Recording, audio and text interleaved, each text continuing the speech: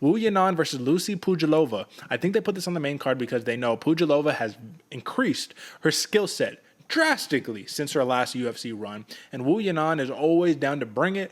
I will argue there's a little too much extracurricular movements, right? I've bet on Yanan many times and I've lost because instead of striking, we're doing too much of the, you know what I'm saying? And Marab does a little bit of that too, man. And for those who are just listening and not watching, it's just lots of feints and weird setup movements. The arms always moving when you could just be popping a jab. And what does Pudilová have, AJ, that she didn't have in her first UFC run? A stiff 1-2. And literally, that's like the only thing she'll throw. She'll just throw that 1-2 a million times, man. But it's stiff and it's crisp and it's to the point, A to B. What's faster than a hook? A straight line. You know what I mean? That's the fastest point to travel from point A to point B. So, first off, AJ, react. We need some announcement on why do we think Tybura versus Romanov got relegated to the main card. I think it's because the UFC thinks Romanov is going to be too dominant and is going to smash Tybura, and this is going to be more of a competitive fight. You got to give people what they paid for, right? What is your thoughts? I'm right there with you. I think the fact that Romanov is going to be one of the maybe even a first round KO kind of guy, man, that kind of fighter.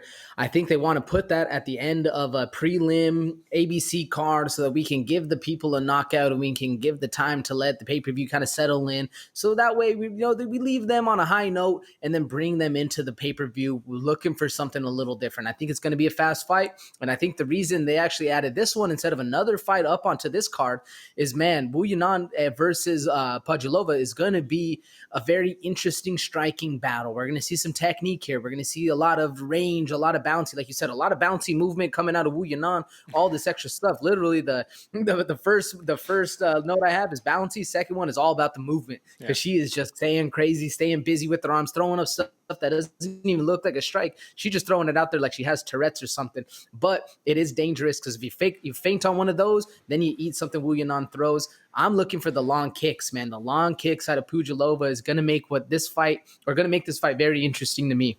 You know what? I actually think the opposite. I think it's the kicks of Wu Yanan, the leg kicks specifically, and the grappling of Wu Yanan that's going to make this fight interesting. Both fighters have a good double leg. They have a good little blast double that they work in. I think Wu Yanan puts all of her strikes together just a little bit better than Pudilová. Why I like Pudilová is because, one, experience, tons of UFC experience, tons of other regional promotion experience. But number two is because she has really honed down on her boxing. Like, for whatever reason, they said boxing. Like, we're going to teach you how to box and you're going to be nice with it.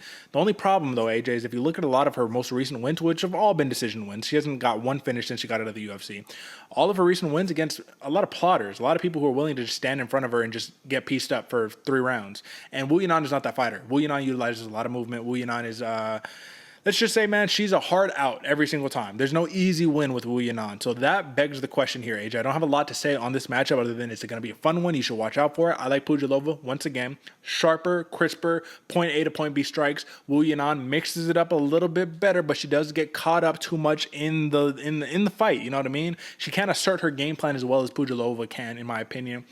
There's a reason why Pudilová is a minus 110. She has a minus 110 decision prop. There's a reason for that. There's a reason she's a minus 145 favorite.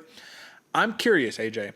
Can we see a finish out of this bantamweight, women's bantamweight matchup, or are we thinking decisions is the way to go? Man, the thing that worries me, look at both of those TKO props, man. 2,000 in one corner, 1,100 in the other. Doesn't make for the most confident in betting situations. Even for the submissions on both sides, they're both plus 500. Those are odds that are a little stay away from for me. Like you said, Derek, there's a reason that the decision for Pudilová is at minus 110.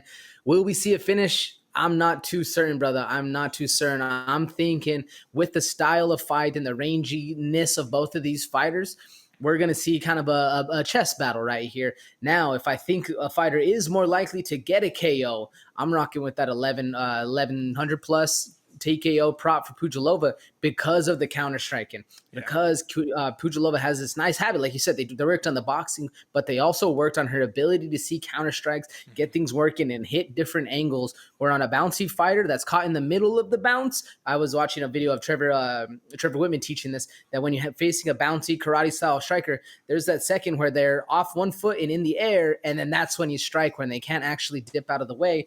That's the counter striking Pudilová has. It's going to make it interesting for me. Some would call that little bounce a rhythm step, which is a lot of boxing coaches. They talk about the rhythm step all the time, man. It's this unnecessary setup to get back to your stance that a lot of fighters take advantage of, and they counter you right there. So I do agree. I do think that Pudilová, I think she's going to get the job done here, but I will say do not be surprised if you do happen to see Wu Yanan blitz Pudilová, because I have noticed that Pudilová does not do the best when she is getting blitzed on, man. It's when you're standing in front of her ready to get picked apart, that's when she does it fantastic. But nobody wants to have somebody blitzing at them. I'll just say that. I got Pudilová. I'm taking the minus 110 decision prop, so I'm taking the over here. The over and under is 2.5 rounds. Bro, minus 350 for the over. It's almost like, come on, what are we talking about here?